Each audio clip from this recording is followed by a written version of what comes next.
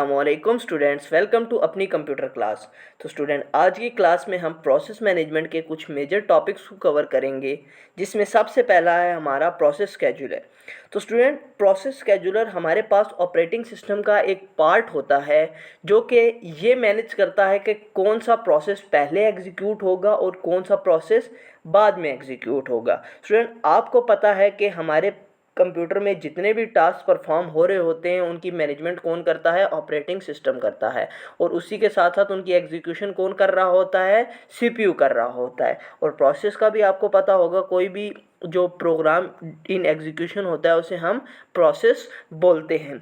तो हमारा operating system में एक स्केड्यूलर होता है जो ये चीज़ मैनेज करता है कि कौन से प्रोसेस को एग्जीक्यूशन के लिए भेजना है और किस वक्त भेजना है, उसके बाद किसको भेजना है। ये सारा काम हमारे लिए स्केड्यूलर कर रहा होता है। इसका मेन फोकस ये होता है कि जो हमारे पास सीपीयू का जो टाइम है ना, वो तमाम प्रोसेस को फेयरली और एफिशिएंटली दिया जाए। स्टूडेंट, हमारा नेक्स्ट टॉपिक है प्रोसेस सिंक्रोनाइजेशन।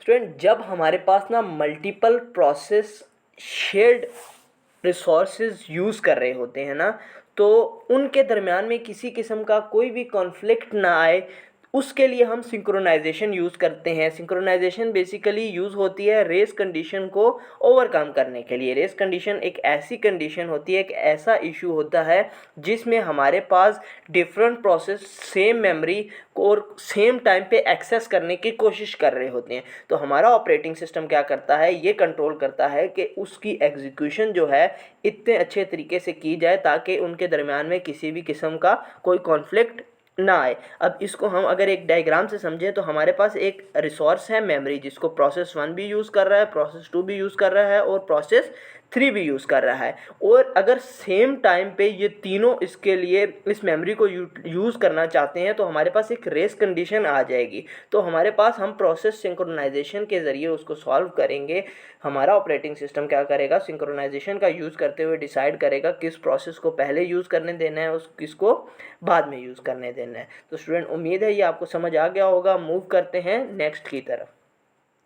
तो स्टूडेंट, नेक्स्ट टॉपिक है हमारा इंटरप्ट्स। इंटरप्ट्स या अलर्ट सिग्नल्स। जिस तरह से हमें अपने मोबाइल फ़ोन पे कोई कॉल, एसएमएस या कोई ईमेल आती है ना, उसी तरह सीपीयू को कोई अलर्ट सिग्नल आता है जिसे हम बोलते हैं इंटरप्ट। ठीक है स्टूडेंट, अगर हमें कोई इमरजेंसी कॉल आ जाए तो हम क्या करते हैं? अपना काम छोड़ के उसको अटेंड करते हैं। उसी तरह सीपीयू हमारा क्या करता है?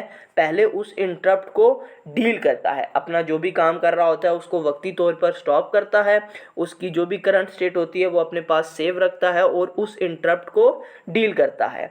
और हर इंटरप्ट का अपना एक हैंडल होता है और उसको ISR, जिसे हम इंटरप्ट सर्विस रूटीन कहते हैं, उसके ज़रिए मैनेज किया जा रहा होता है। अब इस बात को समझते हैं कि हर इंटरप्ट का अपना हैंडल कैसे होता है। स्टूडेंट, जैसे आप लोग कीबोर्ड से टाइपिंग कर रहे हैं तो अब वहाँ पे एक इंटरप्ट आया कि आपने कीबोर्ड से कोई की एंटर किया, तो वहाँ पे इंटरप्ट जो हैंडलर होगा वो ऑपरेटिंग सिस्टम को बताएगा कि ये इंटरप्ट आया है और आपने इस इंटरप्ट को इस तरह से सॉल्व करना है। उसी तरह माउस से अगर हम कोई काम कर रहे हैं तो उसका अलग हैंडलर होगा।